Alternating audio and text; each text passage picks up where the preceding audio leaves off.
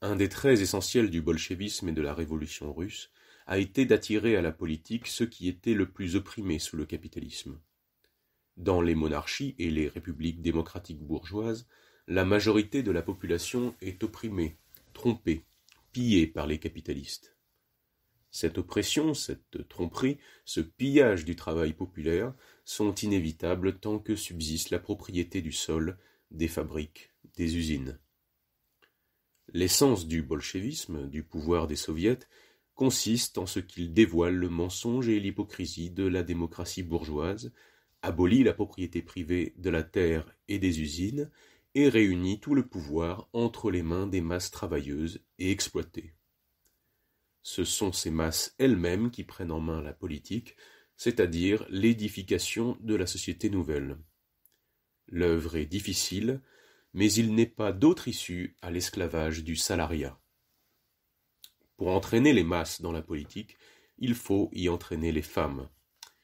Car sous le régime capitaliste, la moitié du genre humain est doublement opprimée. L'ouvrière et la paysanne sont opprimées par le capital. En outre, même dans les plus démocratiques des républiques bourgeoises, elles restent devant la loi des êtres inférieurs à l'homme. Elles sont de véritables esclaves domestiques, car c'est à elles qu'incombe le travail mesquin, ingrat, dur, abrutissant de la cuisine et du ménage. La révolution bolchevique a coupé les racines de l'oppression et de l'inégalité de la femme, ce que n'avait encore osé faire aucun parti, aucune révolution. De l'inégalité de la femme devant la loi, il ne reste pas trace chez nous. L'inégalité odieuse dans le mariage, le droit familial, la question des enfants, a été totalement abolie par le pouvoir des soviets. Ce n'est là qu'un premier pas vers l'émancipation de la femme, mais pas une seule république bourgeoise, même parmi les plus démocratiques, n'a osé le faire, et cela de crainte d'attenter au principe sacro-saint de la propriété individuelle.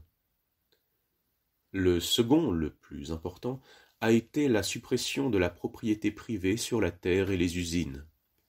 Voilà ce qui ouvre la voie à l'émancipation effective et intégrale de la femme et à son affranchissement de l'esclavage domestique par la substitution de la grande économie collective à l'économie domestique individuelle.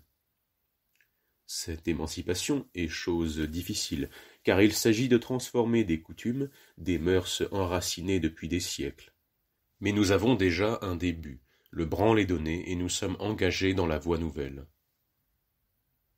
Aujourd'hui, journée internationale des ouvrières, dans tous les pays du monde, d'innombrables réunions d'ouvrières voteront des adresses de félicitations à la Russie des soviets, qui a inauguré l'œuvre difficile, mais grande et féconde de leur libération. Les leaders du mouvement féminin exhorteront à ne pas perdre courage devant la sauvage réaction bourgeoise. Mais plus un pays bourgeois est libre ou démocratique, plus les capitalistes répriment avec cruauté le mouvement ouvrier. Nous en avons un exemple dans la République démocratique des États-Unis. Mais les travailleurs se réveillent. La guerre impérialiste a tiré de leur torpeur les masses laborieuses d'Amérique, d'Europe et même d'Asie. Le monde entier est en effervescence. La libération des peuples du joug de l'impérialisme, la libération des ouvriers et des ouvrières du joug du capital progresse irrésistiblement. Elle s'accomplit grâce à la poussée de dizaines et de centaines de millions d'ouvriers et d'ouvrières, de paysans et de paysannes. C'est pourquoi la cause de l'émancipation du travail triomphera dans le monde entier.